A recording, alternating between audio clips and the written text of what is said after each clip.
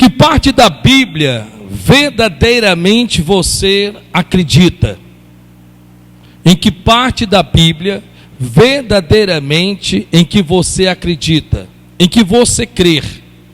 É uma pergunta simples. Em que parte da Bíblia verdadeiramente você crê? Quando eu faço essa pergunta, eu estou falando justamente na parte de Deus operar. Todos nós sabemos que o Deus que nós servimos é um Deus espiritual. Todos nós sabemos disso. Por quê? Porque Deus é espírito. Mas mesmo sendo Ele Deus, sendo Ele um Deus espírito, Ele opera na minha, na tua, na nossa vida física, curando-nos de nossas enfermidades. Da mesma forma, mesmo sendo Ele um Deus espírito, Ele não só opera na parte física, mas na parte material, que quer dizer, nos prosperando e nos abençoando.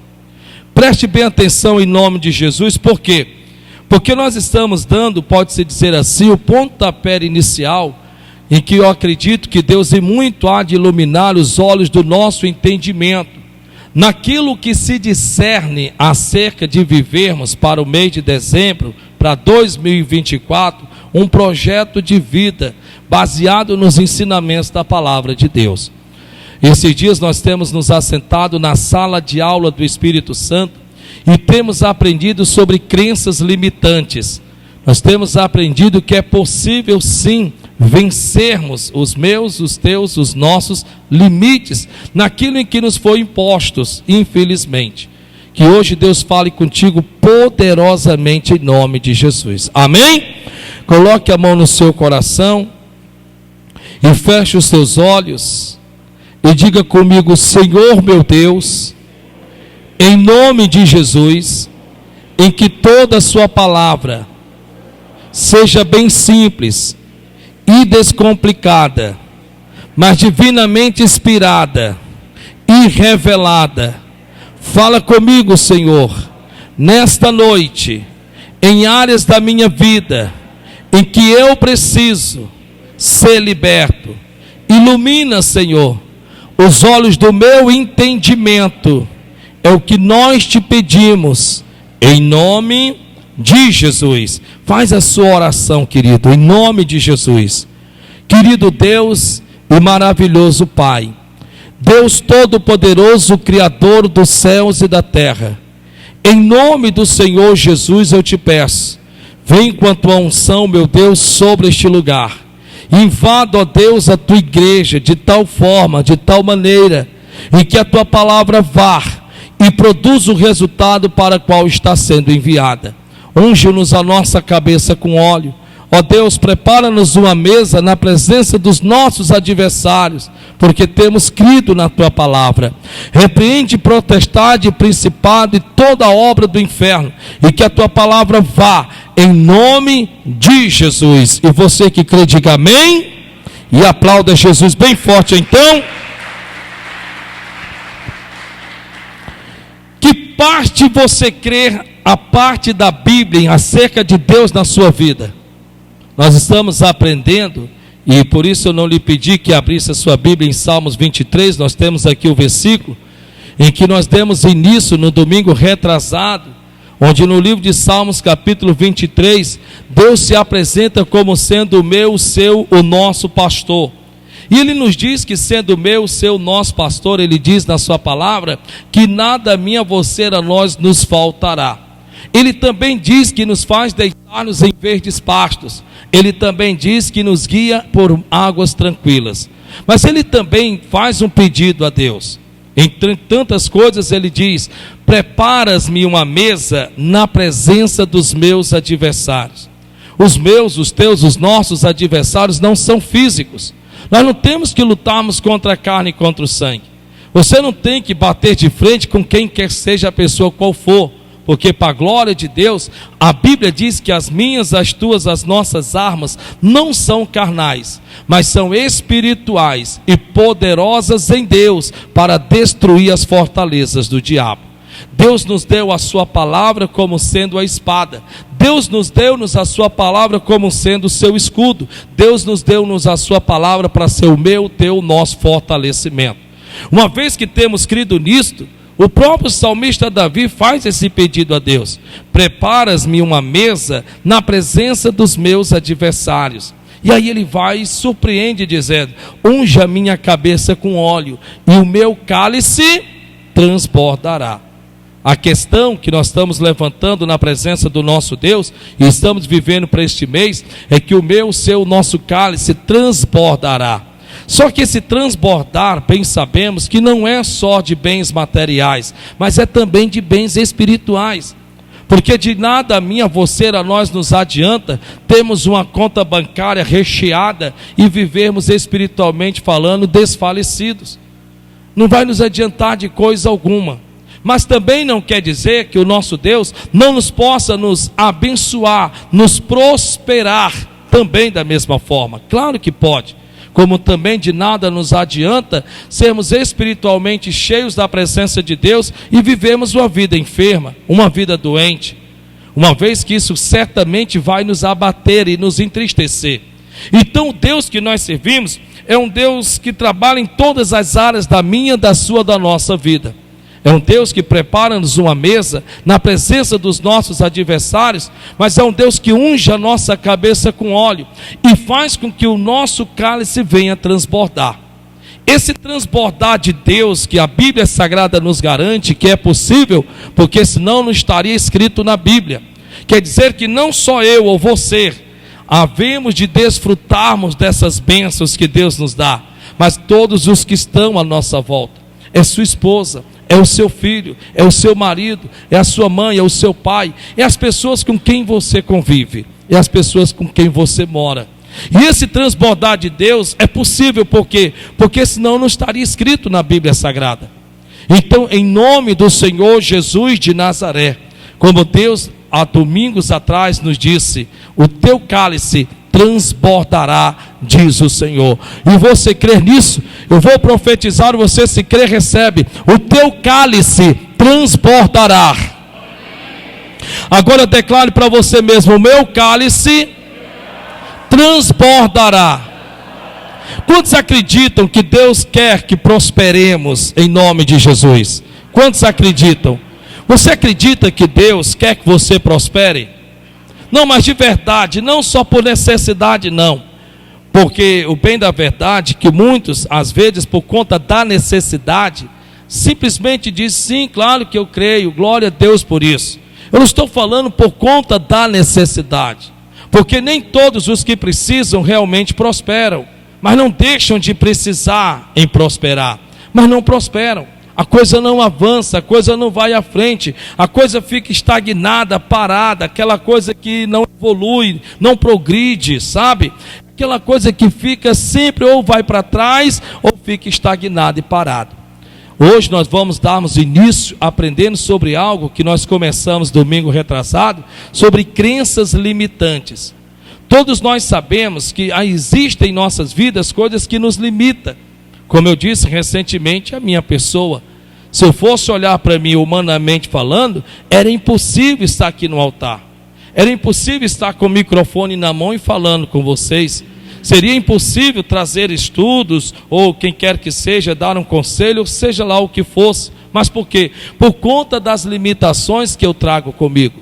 Porém, nenhuma dessas limitações serviu-me como desculpa para que eu pudesse massagear o sentimento de culpa e dizer: não, eu não tenho como ir além mais por conta disso. É nisso que você tem que entender no seu coração.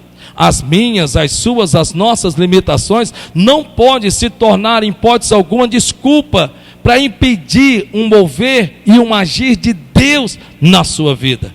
Mas para isso, nós temos que pedirmos a Deus que ilumine os olhos do nosso entendimento. Nós estamos para vivermos esse momento em que a Bíblia Sagrada diz que o salmista Davi disse: unge a minha cabeça com óleo, preparas-me uma mesa na presença dos meus adversários, e o meu cálice transbordará. O que é bem da verdade é que se nós não soubermos o que é uma crença limitante, e será que a Bíblia fala sobre isso? Será que isso pode impedir com que eu realmente prospere? Será que isso pode impedir com que a minha vida possa ir à lavonteira ou de repente possa alavancar? Com certeza que sim. Você pode ser um excêntrico trabalhador, trabalhar, correr atrás, arregaçar a manga. Você pode ser aquele que acorda cedo, dorme tarde. Você pode ser aquele que paga o preço, mas por conta de uma crença limitante, você pode infelizmente, deixar de prosperar. O bem da verdade é que nós vamos aprendermos sobre também modelo mental financeiro, porque toda crença limitante também de um modelo mental financeiro. Aqui no livro de Eclesiastes, capítulo 10, versículo de número 19. Eclesiastes, capítulo de número 10, versículo de número 19. Amém?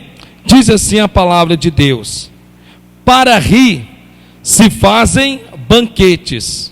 E realmente é verdade. Ninguém jamais vai fazer um banquete, ninguém jamais vai fazer um dia de festa para chorar. E ainda que chore, vai chorar de alegria. Mas ninguém jamais irá fazer um banquete para se entristecer, para se abater, para se desmotivar, para se desencorajar. E a Bíblia realmente, mais uma vez, está certa. Para rir se fazem banquetes, e o vinho produz alegria. Não é aquele vinho que contém o álcool, que tem a embriagar. A palavra vinho aqui quer dizer mosto, que quer dizer alegria. Então o que ele está dizendo aqui é que para se rir, para se festejar, para se alegrar, se faz banquete. E o vinho produz alegria. Isso realmente também é verdade. Todos nós sabemos disso. Por exemplo, nós estamos agora às portas já do próximo Natal. E com certeza você já está pensando a roupa em que você vai vestir. Você já está pensando, espera ainda, como é que eu vou fazer? Vou para a casa dos meus irmãos, vou ficar em casa mesmo, ou vou para um restaurante? Espera aí, deixa eu ver o que é que eu vou fazer nessa noite. E você já está naquele pensamento. E esse pensamento que volta ao seu coração é um pensamento que produz alegria, que te produz contentamento, prazer, alegria no seu coração. E é bom que isso realmente aconteça. Pode ter certeza disso. Então isso é algo natural. É algo que Deus está trazendo para o mundo natural, para o meu mundo, para o teu mundo, para o nosso mundo. E tudo isso nós entendemos. Agora, o finzinho do versículo, parece que às vezes é que é difícil de nós aceitarmos como crente. O finzinho do versículo é como se nós não conseguíssemos abrirmos o coração, sabe? É como se nós não conseguíssemos receber aquilo. É como hoje mesmo, no culto da manhã, em que eu fiz uma determinada pergunta para os irmãos que aqui estavam presentes, e eles infelizmente levaram nota 0 na resposta. E quando terminou o culto, um irmão, que agora é recém-chegado na igreja, ele e a família dele inteira, ele chegou para mim e disse assim: olha pastor, eu já fui aqui, já fui ali, já fui acolá, mas com todo respeito, eu estou vindo aqui à igreja, já está mais ou menos com um mês e 15 dias, tenho amado as reuniões, tenho amado os cultos. O senhor não sabe que nesse intervalo de 1 mês e 15 dias que eu estou vindo, eu, meu pai, minha mãe e tal, o senhor não sabe o quanto que Deus tem me ensinado. E quando o senhor fez essa pergunta, eu respondi de prontidão, porque era nisso que eu acreditava. Era nisso que eu cria, era nisso que eu realmente, me apoiava. E quando o Senhor trouxe a resposta pela palavra de Deus, eu disse: meu Deus, como realmente eu estou longe de entender essa área de Deus. E muitos são dos crentes, em que infelizmente, me perdoe, precisam, todos precisamos. Até quem já tem o suficiente acredita que ainda precisa. E o que não tem o suficiente, aí é que tem que acreditar que também precisa. E precisa de quê? Precisa do que Deus diz aqui no finzinho do versículo. Olha o que é que ele diz: para rir se fazem banquetes, e o vinho produz alegria. E aí o que é que ele diz no fim do versículo? Vamos lá? 1, 2, 3 e já. E por tudo o dinheiro responde. Isso está na Bíblia, pessoal. Vocês não acham que Deus possa ter pecado chamando, ou vamos assim dizer, falando dinheiro na Bíblia? O que é que vocês acham? Presta bem atenção em nome de Jesus. Olha o que a Bíblia diz: e por tudo o dinheiro responde. É interessante, né? Porque veja que a própria palavra de Deus fala sobre dinheiro. E é sobre isso que nós termos que quebrarmos essa crença dentro de nós. Quebrarmos uma crença que parece que é como se falasse sobre prosperidade na igreja fosse pecado. É como se Deus dissesse: adeus, até logo, estou indo embora. É como se o Deus que nós servíssemos, Ele só nos servisse no que é espiritual ou físico, mas não nos servisse naquilo que é material. Quando a Bíblia Sagrada diz que os que buscam ao Senhor de nada tem falta, está na palavra de Deus. A Bíblia diz que Deus recompensa aquele que o pede, e aquele que busca também encontrará. A Bíblia diz que a prosperidade do Senhor, as bênçãos do alto, a mim, a você, a nós, não nos faz dano algum, está na palavra de Deus. A Bíblia diz que Deus abençoaria as obras das nossas mãos. A Bíblia diz, está escrito, que se quisermos e o ouvirmos, comeremos o melhor desta terra. A Bíblia Sagrada diz. A Bíblia diz que nós emprestaríamos a muito, não pediríamos emprestado. A Bíblia Sagrada diz: quando comeres e fores farto, louvareis o Senhor vosso Deus pela boa terra que te deu. Jesus de Nazaré disse: eu vim para que vocês tenham vida e vida com abundância. A Bíblia diz que o próprio Deus também assim o disse: porque eu faço votos pela tua prosperidade. A Bíblia Sagrada diz em que a bênção estaria contigo. A Bíblia diz que onde eu colocasse a planta dos meus pés, eu seria abençoado.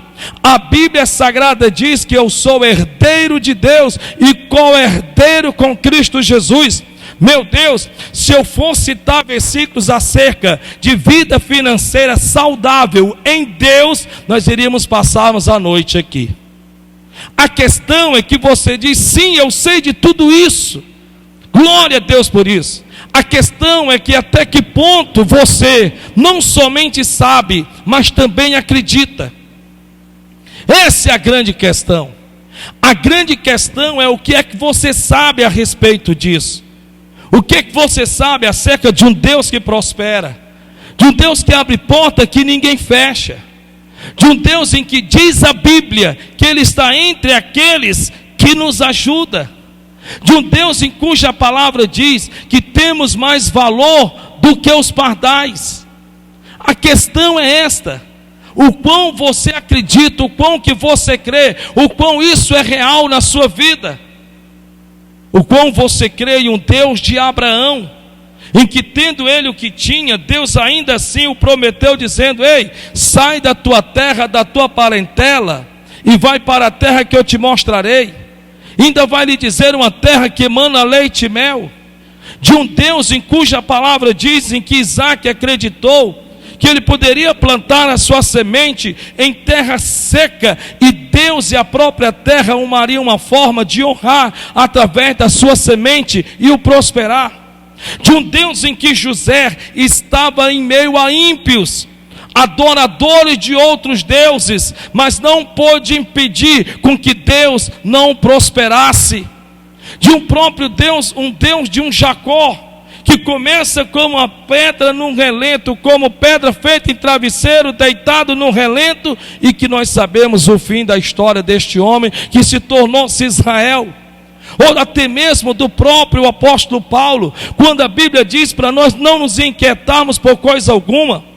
O que Paulo disse, meu Deus, eu estou lhe dando versículos e versículos e mais versículos. O que o próprio apóstolo Paulo disse na sua palavra, conforme está escrito, que tudo que discerne a vida e piedade, louvado seja Deus, Deus a mim, a você, a nós, já nos concedeu. Tudo que discerne acerca da vida e piedade.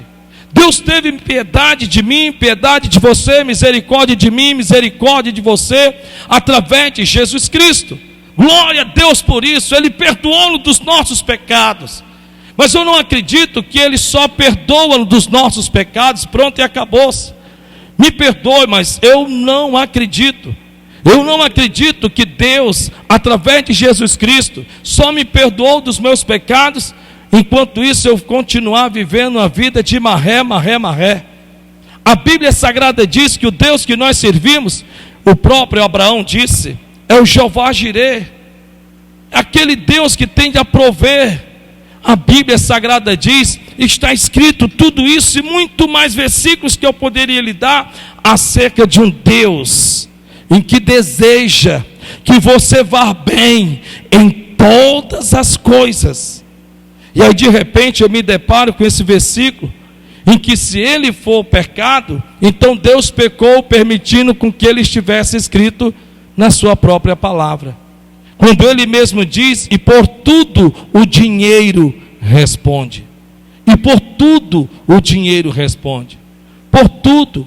Então aqui Salomão está nos dando a entender o quão é importante no mundo material o dinheiro. O quão importante é você ter de trabalhar e ver o resultado pelo que você trabalha. E você poder usufruir do suor do seu rosto.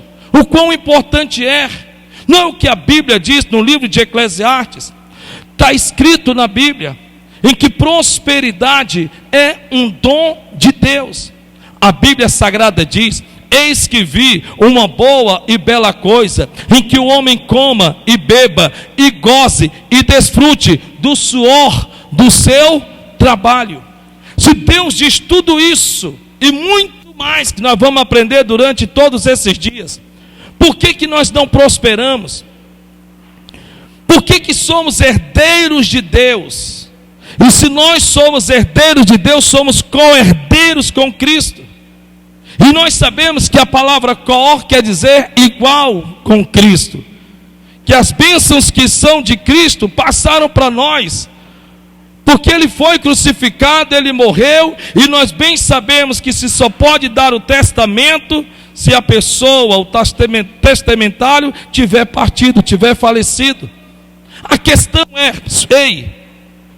preste bem atenção, porque quando você começar a entender, não só hoje, mas durante esses dias, a importância do que você precisa colocar na sua mente acerca da vontade de Deus para uma vida financeiramente próspera, mas verdadeiramente de ser aquele cristão em que a sua mente se abre, mas se abre de tal maneira que você começa a entender que o Deus que nós servimos é um Deus que batiza com o Espírito Santo, porque Ele é um Deus Espírito.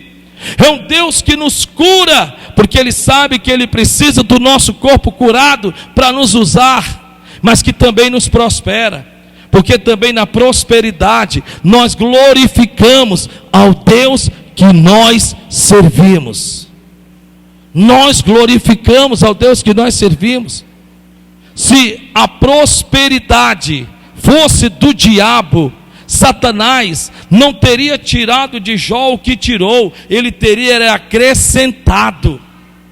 Deus não é o Deus da miséria, Deus não é o Deus da pobreza, não, pelo contrário, a Bíblia diz que prosperidade é dom de Deus.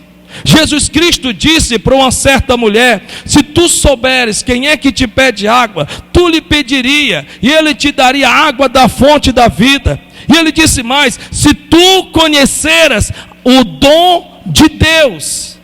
Meu Deus, eu estou lhe dizendo aqui, biblicamente falando, versículos em cima de versículos, para que nós possamos entendermos algo muito importante.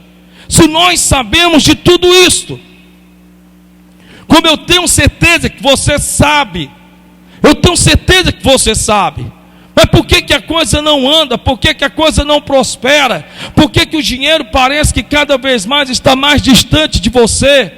Por que parece que quando o dinheiro chega na sua mão, é como se fosse fubá? Quando de repente passa um vendaval leve e você diz, meu Deus, será que é porque só as coisas estão tão caras assim? Será que é porque de repente você nasceu para não prosperar? Então nós vamos aprendermos isto. Nós vamos aprendermos sobre crenças limitantes, mas principalmente sobre modelo mental financeiro. A Bíblia diz que é de suma importância sabemos identificar qual é o nosso modelo mental financeiro. Todos nós sabemos que, quer você queira ou quer não, todos nós sabemos o quão é importante termos a mente de Cristo. Está escrito: tudo que é bom, tudo que é honesto, tudo que é amável, se há algum louvor, isso ocupe os teus pensamentos. Eu não sei o que é que você pensa acerca de si mesmo em relação a uma vida financeiramente próspera. Eu não sei, mas uma coisa eu sei, que Deus vai nos ensinar durante esses dias. Isso vai nos servirmos como um espelho, que talvez vai nos refletir de tal forma, que ao olharmos para Ele, nós vamos dizer: nossa, meu Deus, que é isso? Parece que Ele conhece o que está dentro de mim. Eu não sei, para falar a verdade.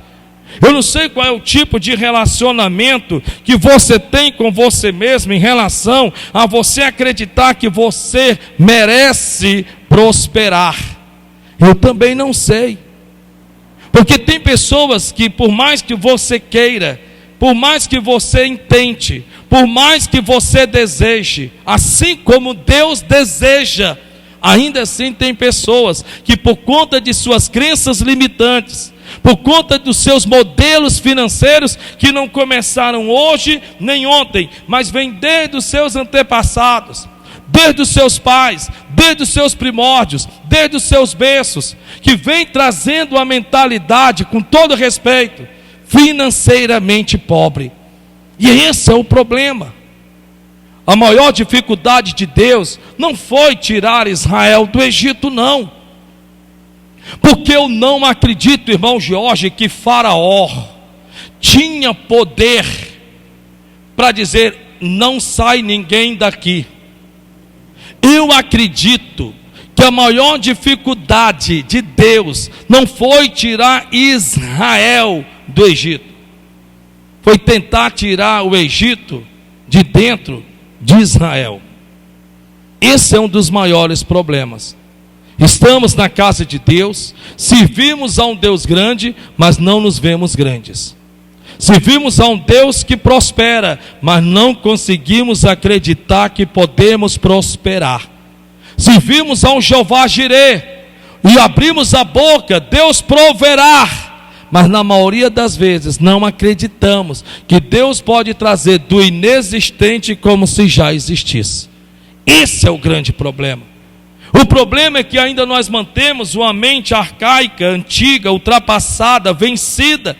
Mente essa que parece que nos fomos bitolados lá fora, de que falarmos de dinheiro na igreja é pecado. Deus se ausentou do altar, Deus deu a Deus e foi-se embora. Ou que de repente falarmos sobre prosperidade talvez seja algo que Deus não queira para nós. Como é que Deus não quer que você prospere, pelo amor de Deus? Como é que Deus não quer que você verdadeiramente veja o resultado, o sucesso do seu trabalho?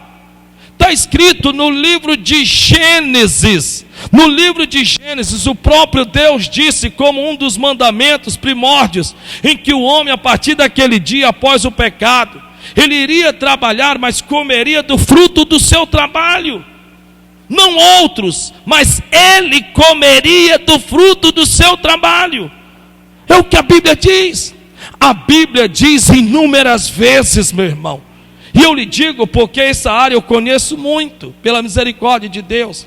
A Bíblia diz inúmeras vezes, não é uma, nem duas, nem três, nem quatro, nem cinco, é inúmeras vezes. Ele diz na sua palavra que nunca mais daria-nos a nossa prosperidade aos estranhos. Está na Bíblia várias vezes, ele fala sobre isso. A questão aqui, se nós sabemos de tudo isto, então por que não prosperamos? Por que a coisa não deslancha? Meu Deus, escute em nome de Jesus. A Bíblia diz que as bênçãos estariam contigo. Se você disser assim: nossa, é porque onde eu moro não é fácil, mas eu acredito que não é tão difícil como José, que se encontrava dentro do Egito, ou do que falar de Daniel dentro de Babilônia. É impressionante se dizer que quando você crer no Deus que prospera, o lugar em que você trabalha, no meio das pessoas com quem você trabalha, o lugar e as pessoas em si são usadas por Deus, ainda que não te ame, para te abençoar, para te prosperar. A terra, diz a Bíblia, a terra terá que dar o seu resultado, está na Bíblia Sagrada.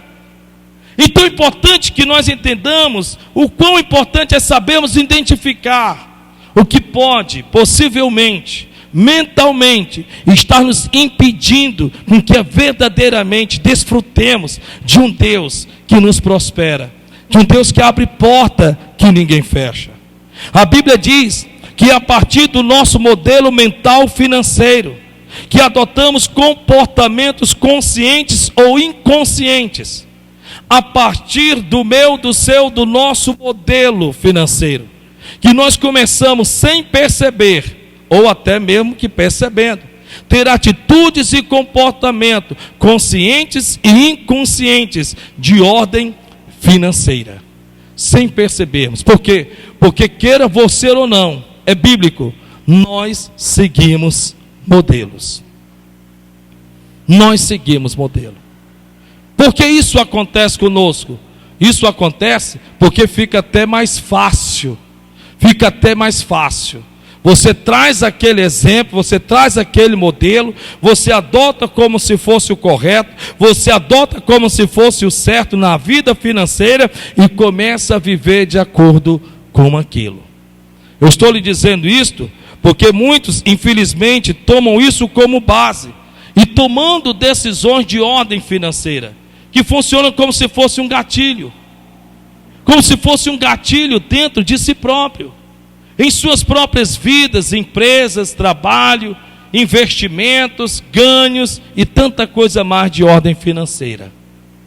A Bíblia diz que o nosso modelo mental financeiro foi formado a partir do que vimos, diga comigo, a partir do que vimos, ouvimos e sentimos na nossa infância. Então, a partir do que vimos, ouvimos e sentimos na nossa infância.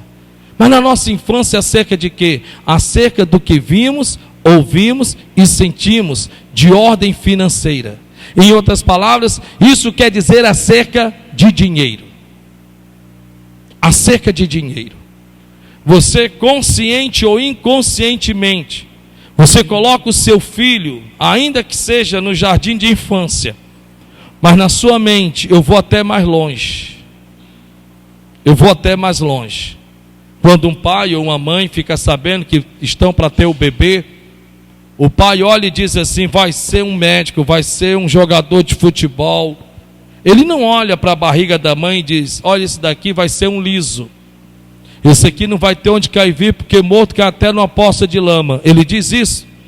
Você já inconsciente ou conscientemente, você já agrega aquela criança que ainda está na barriga da mãe a um sucesso financeiro. É verdade ou não é? É verdade. Consciente ou inconscientemente.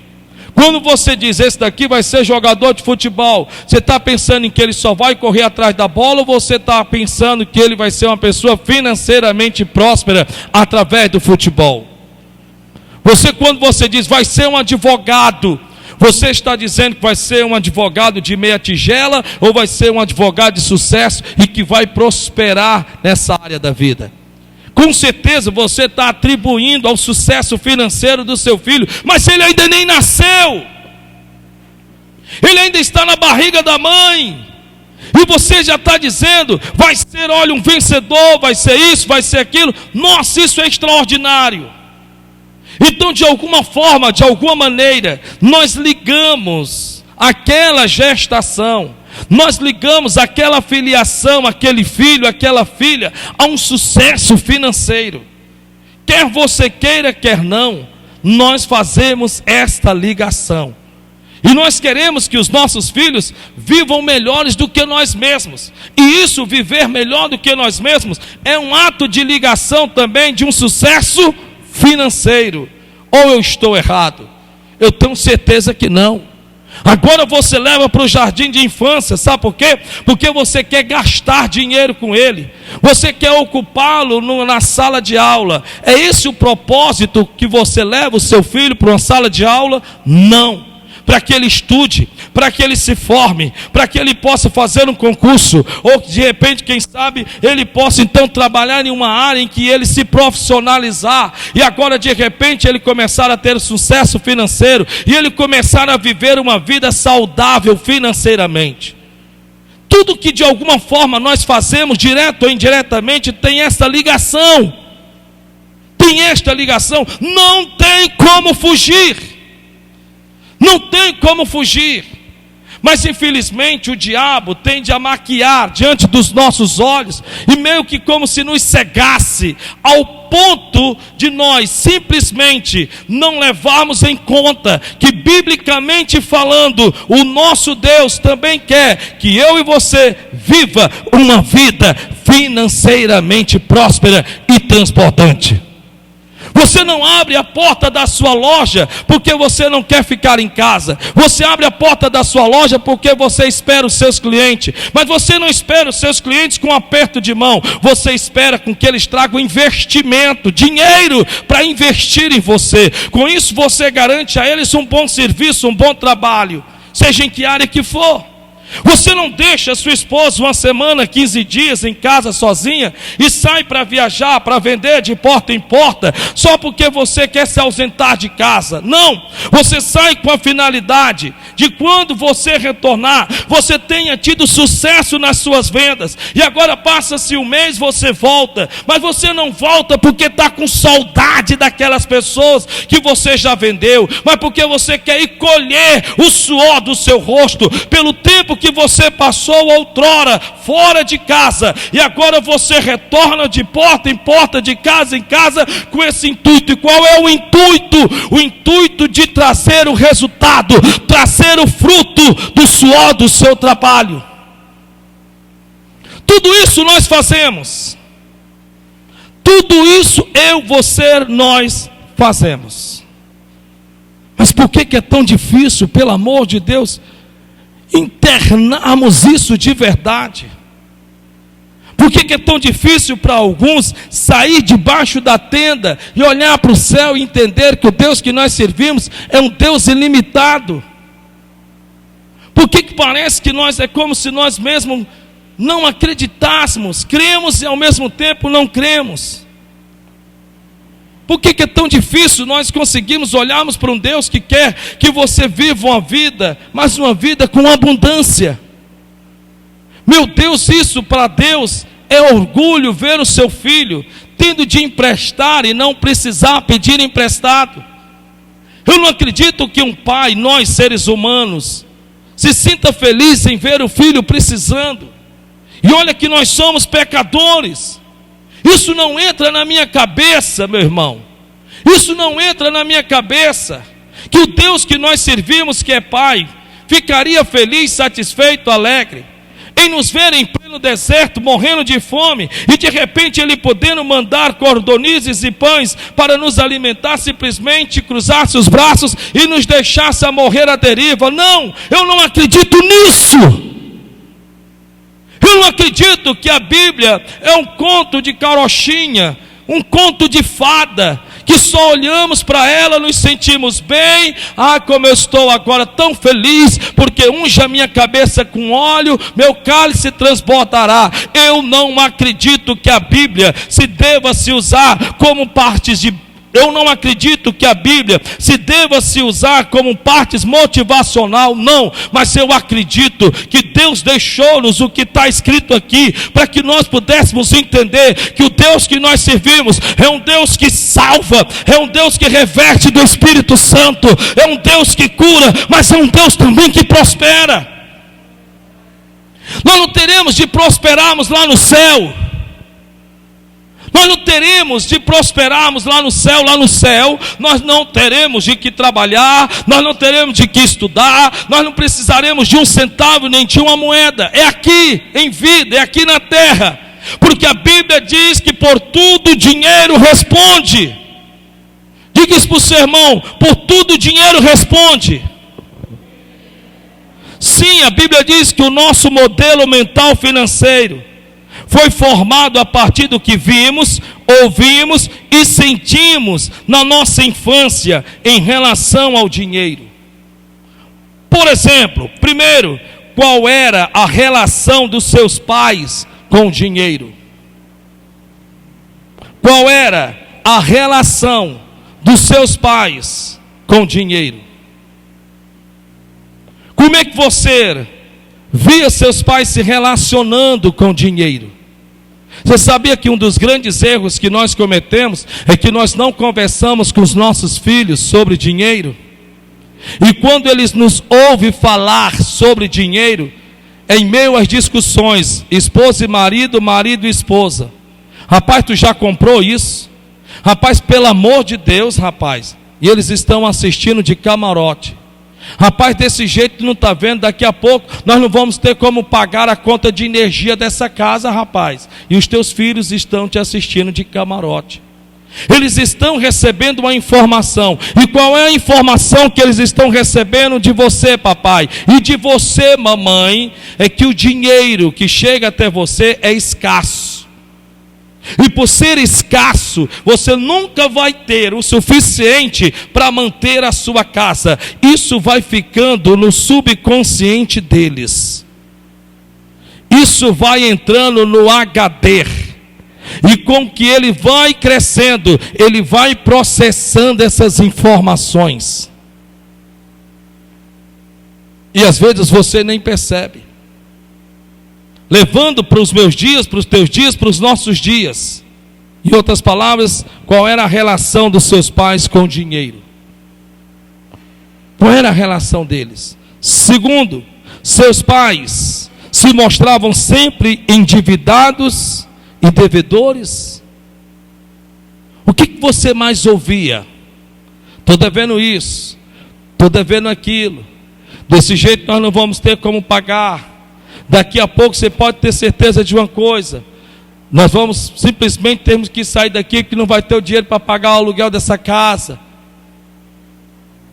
Coisas semelhantes como essas, que se refere a dinheiro, a condições financeiras, que os filhos vão ouvindo dentro de casa, vai trazendo uma visão financeira para os mesmos no futuro. Você precisa vigiar. Você precisa acordar. Eu nunca esqueço, em 1982, eu tinha meados aí de 10 anos de idade para 11 anos de idade. A casa em que eu morava, a cozinha, dava acesso para o meu quarto. E o meu quarto tinha uma janela que dava acesso à cozinha. Foi no tempo em que, infelizmente, os funcionários públicos passaram um rodo em uma parte salarial deles, que ainda hoje está na justiça e já fazem 30 e poucos anos. Já foi assinado e decretado, mas eles vivem remoendo para ver se não paga. Nesse dia, meu pai chegou em casa, eu acordei meio atordoado. Eu acordei atordoado nessa noite, porque eu ouvi minha mãe dizendo da seguinte forma: Manuel, Manuel, não faça isso, Manuel. Manuel, não faça isso. Isso na cozinha da minha casa, lá na cozinha da casa do pai e da mãe. Manuel, não faça isso, Manuel. Manuel, pelo amor de Deus, Manuel, se lembra dos filhos, Manuel. Manuel, vai dar tudo certo, Manuel. Minha mãe não era cristã, minha mãe não lia a Bíblia diariamente, minha mãe não vivia dentro de uma igreja, mas ela estava gritando: Manuel, pelo amor de Deus, me dá essa arma, Manuel. Me dá essa arma, Manuel. Me dá esse revólver, Manuel. E eu não tinha como eu abrir a janela, e eu então abri aqui um pouquinho os tiros da janela e fiquei olhando, e dava para ver, era o meu pai com o revólver na cabeça. O que é interessante é que ele não queria se matar porque estava em estado de câncer terminal. Ele não queria dar cabo à vida dele porque simplesmente ele estava prestes a morrer com câncer. Não! Quando você passa as páginas do jornal, ou às vezes você ouve um noticiário que hoje já não se pode mais divulgar, mas antigamente podia. Eu tenho certeza que dificilmente você já deve ter ouvido ou assistido. Fulano de tal se suicidou porque estava em estado terminal de câncer. Alguém aqui já viu isso? Eu nunca vi, mas eu já vi. Recentemente um rapaz se jogou-se aqui num trem, não sei se você soube. E sabe por que ele fez isso? Porque ele estava jogando dinheiro para cima. Porque ele estava financeiramente próspero. Porque ele estava regalado e transbordante financeiro. Não. Porque ele estava numa situação financeira caótica, em que ele acreditou que a única maneira, o único jeito de sanar aquelas dívidas era dando cabo à própria vida. Como pode a falta do dinheiro levar uma pessoa a se suicidar, enquanto que um câncer terminal não consegue fazer isso?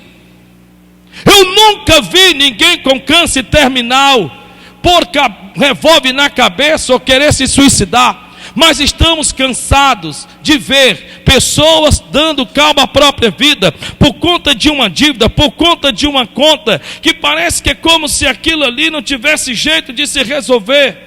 Então isso quer dizer que de alguma forma a falta do dinheiro, como também o dinheiro em si em ter, determina sentimentos, ações e reações e atitude e comportamento. Como a gente crente pode dizer de boca aberta que dinheiro não é importante? Dinheiro é importante sim, porque a Bíblia diz que ele responde por tudo. Ele responde por tudo. Não se pode pagar, não se pode comprar se não for com dinheiro. Você, para chegar aqui, você deve ter ouvindo de carro, ouvindo de Uber, ouvindo de moto, não sei. Mas de alguma coisa, eu tenho certeza, envolveu dinheiro. A gasolina do teu carro envolveu dinheiro. A roupa em que você está vestido envolveu dinheiro. Tenho certeza disso. Você, quando saiu de casa, você deu uma olhadinha para ver se não tinha ficado nenhuma luz acesa, porque você sabe que o tempo que você está aqui e as luzes ficarem acesas na sua casa vai envolver gasto desnecessário de dinheiro. Tenho certeza disso. E por que nós crentes é como se, não pastor, não. E eu estou assistindo, sabe? A minha mãe dizendo, não faça isso, Manuel, não faça isso, Manuel, não faça isso. E ele dizendo, Eunildes, reduzir o meu salário, Eunildes, reduzir o meu salário. Eunildes, como é que eu vou sustentar esses 6 meninos? Eunildes, como é que eu vou sustentar? E ela diz, Manuel, se você fizer isso, vai ficar mais difícil ainda, porque você ainda que ganhando menos, você ao menos está ganhando, mas se você decaba a sua própria vida, eu vou cair só para um salário, e aí sim é que vai ficar mais difícil ainda eu manter esses 6 meninos, Manuel. E eu só vendo e assistindo. Me dá essa arma, Manuel. Até que, para a glória de Deus, ele entregou na mão dela. E eu me lembro muito bem em que a partir do outro dia teve que se haver vários cortes.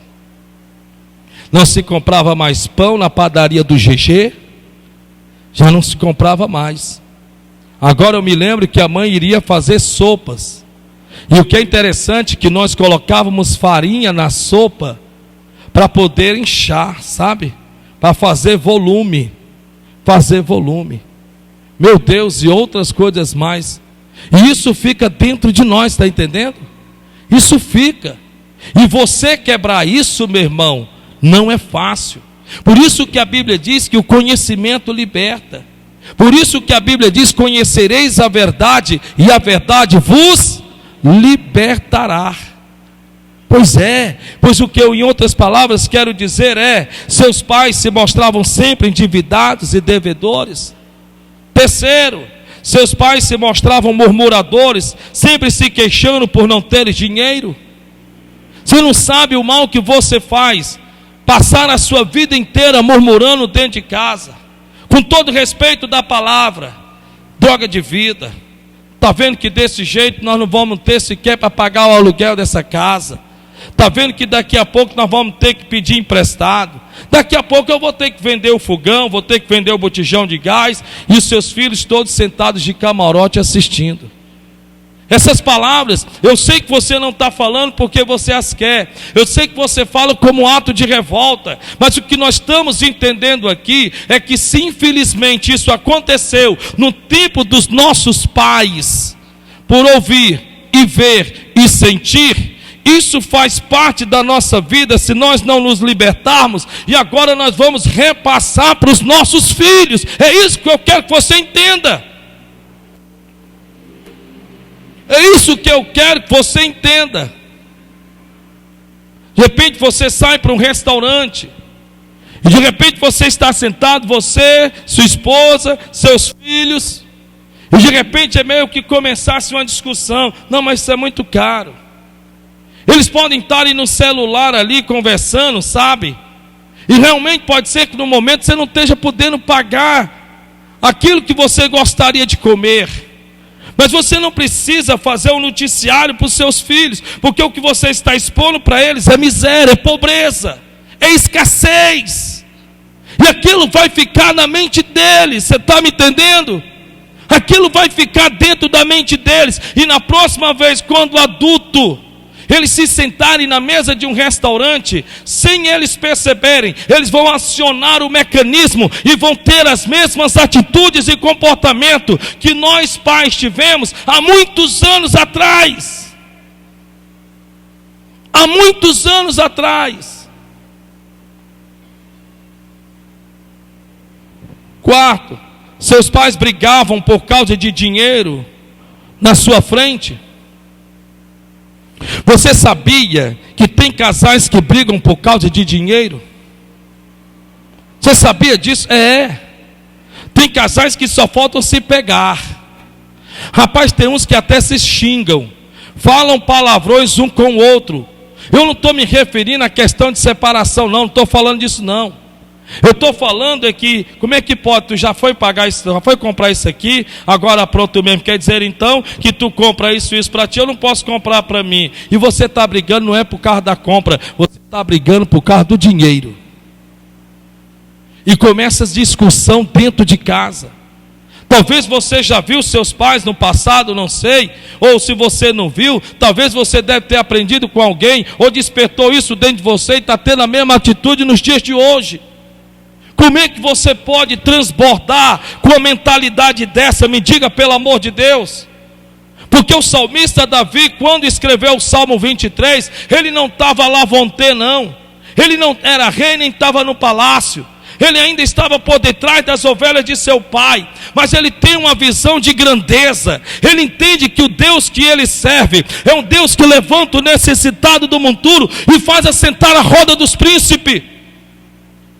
É um Deus que verdadeiramente provê como proveu na vida de Abraão. É um Deus que torna o impossível possível. É um Deus que faz da rocha sair água. É um Deus que manda cordonizes do céu para suprir necessidade. E Ele está dizendo: unja a minha cabeça com óleo, Senhor, e o meu cálice, a minha vida transbordará. Transbordará. É isso que você tem que colocar no seu coração. O que é que você ouviu, ou o que você viu, o que você assistiu e o que você sentiu quando ainda na sua infância você via seus pais discutindo, brigando sobre dinheiro? Ou você nos dias de hoje fazendo isso? Que tipos de filhos você vai ter? Que tipos de filhos você vai ter em relação à visão que eles vão passar a ter em relação a uma vida financeiramente próspera? No que você acha que eles vão se sentir-se motivados? No que você acha que eles vão como que relacionando-se com dinheiro, no sentido em que eles vão entender que dinheiro não nasce em árvore, mas também eles são capazes de prosperar na vida?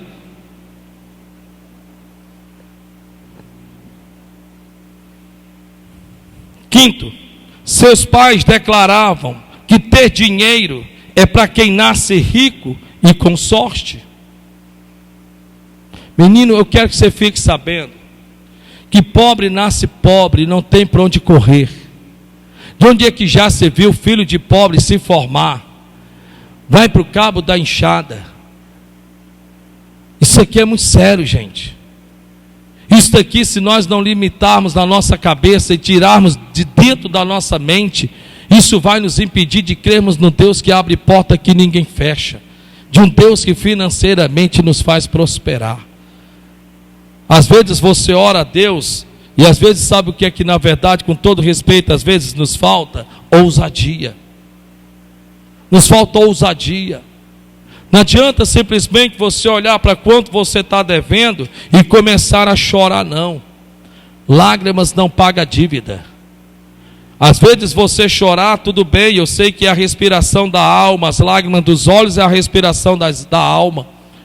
Mas às vezes você ir com ousadia no Santo dos Santos, na presença de Deus, e dizer: Deus, o Senhor me pôs-me neste mundo, e a sua palavra diz que não fui eu quem te escolheu, mas foi o Senhor que me escolheu, e eu não acredito que o Senhor me pôs neste mundo para sofrer financeiramente. Ser como era, entre aspas, o povo de Israel no Egito.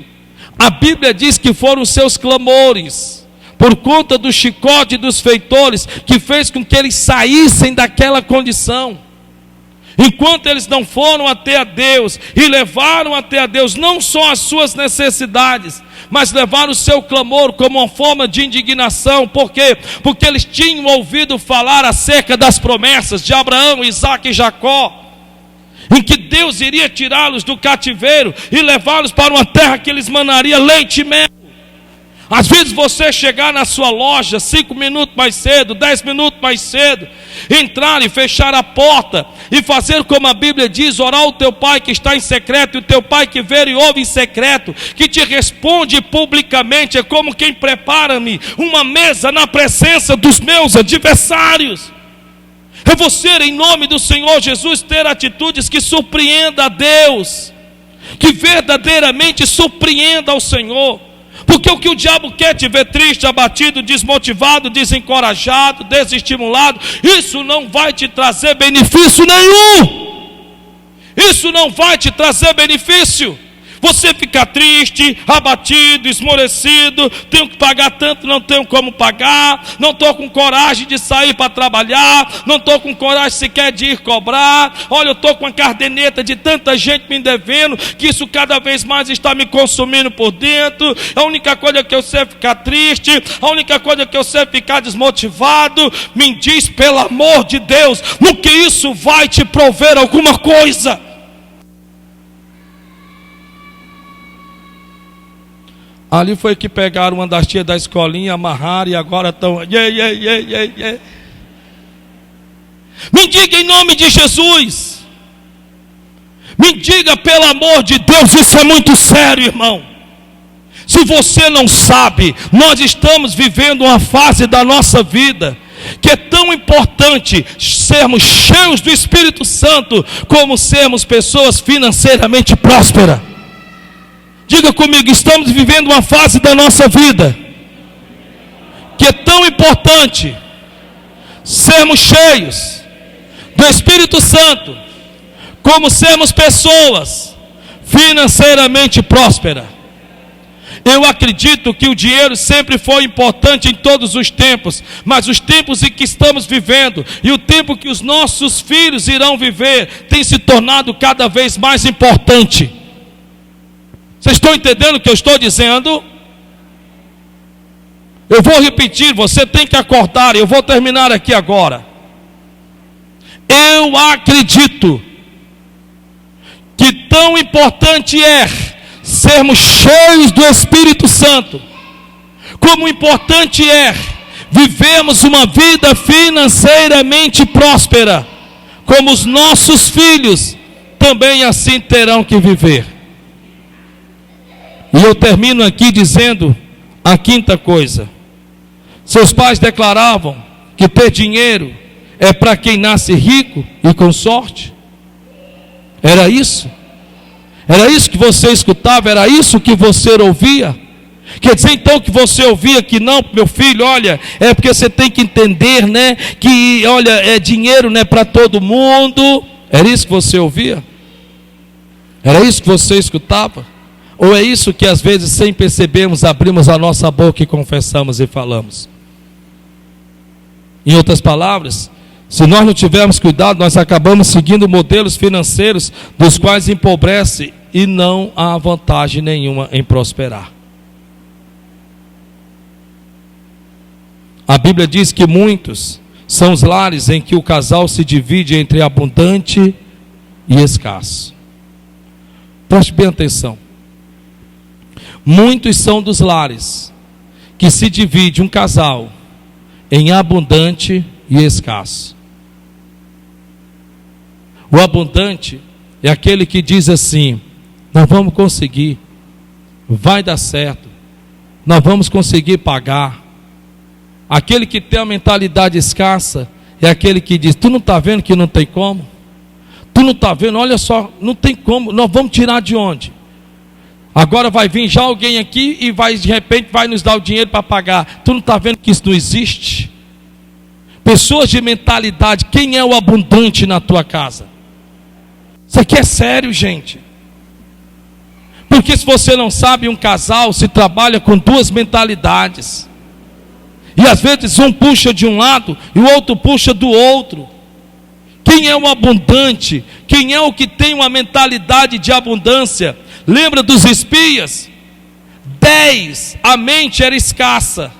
Não temos como adentrar aquela terra, ela é muito boa, mas nós não a merecemos. Não há possibilidade de usufruirmos do que tem lá, não. Tinha 2 que diziam: vamos gente, vamos nos animar, subamos animosamente, porque a terra mana leite e mel, e nós merecemos aquela terra, uhul! Mas tinha 10 que diziam: não, isso é impossível, nós não merecemos isso, nós não temos a mínima possibilidade. Quem somos nós? Somos como gafanhotos aos nossos olhos, e aos seus olhos também. Quem é o escasso e o abundante dentro da sua casa? Quem é que vive sempre chorando miséria, pobreza dentro de casa? O mercantil não vai dar nem para um mês. Desse jeito, esse dinheiro não vai dar para nada. Pelo que eu estou vendo, daqui a pouco vão cortar a energia desta casa, vamos voltar para o tempo pré-histórico, vamos voltar para o tempo da vela, e olhe lá se tivermos o dinheiro para a vela. Quem é o abundante, o escasso dentro da sua casa? Não venha com este negócio de dizer: não, eu não sou escasso, eu sou realista. Eu estou falando que realmente é verdade, mas eu te faço uma pergunta: não sabe você que nós havemos de comermos do fruto da nossa boca? Deus viu terra deformada, Deus viu trevas sobre a face do abismo, Deus viu tudo fora de ordem, mas o que Deus viu, Ele não confessou. Ele disse: haja luz, e houve luz. Quem é o escasso na sua casa? Quem é o que chora miséria? Quem é o que chora pobreza? Quem é o que chora escassez?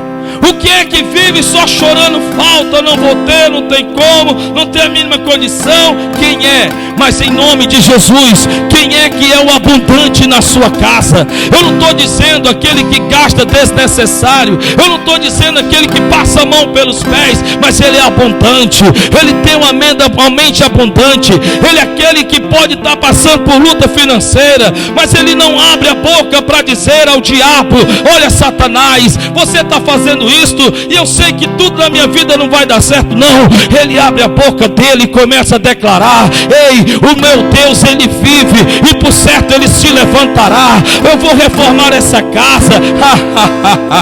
Com o dinheiro que tu ganha, duvido, Deodó. Pois é, pois se o que eu ganho não der para reformar a casa, Deus vai usar alguém para reformar por mim.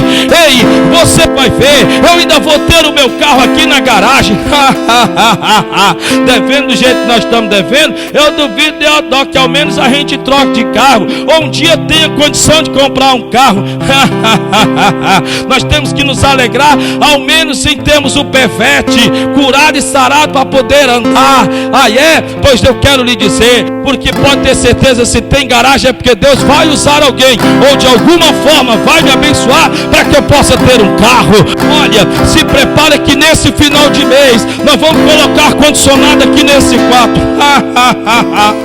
Só se for diabano, meu filho. Então, de repente, quem sabe, a gente coloca uma placa de gelo e fica se abanando, e o frio do gelo chega até a nós. Pois tu pode ficar sabendo de uma coisa: o Deus que nós servimos, o Deus que eu sirvo, é o Deus da abundância, não da miséria, é o Deus da prosperidade, não da escassez. E quando Ele operar, tu vai desfrutar do ar-condicionado do quarto, tu vai desfrutar do carro na garagem. Deus ungiu a minha cabeça de óleo, e o meu cálice vai transportar. Mas não se preocupa, porque se você está à minha volta, você também vai usufruir.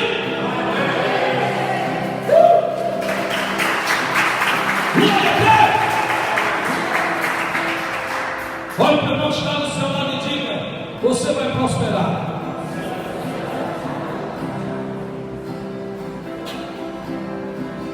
Aleluia. Ninguém nasce programado com modelo mental financeiro de escassez ou abundante. Ninguém nasce. Nós não nascemos com a mentalidade abundante, nós não nascemos com a mentalidade escassa ou de escassez.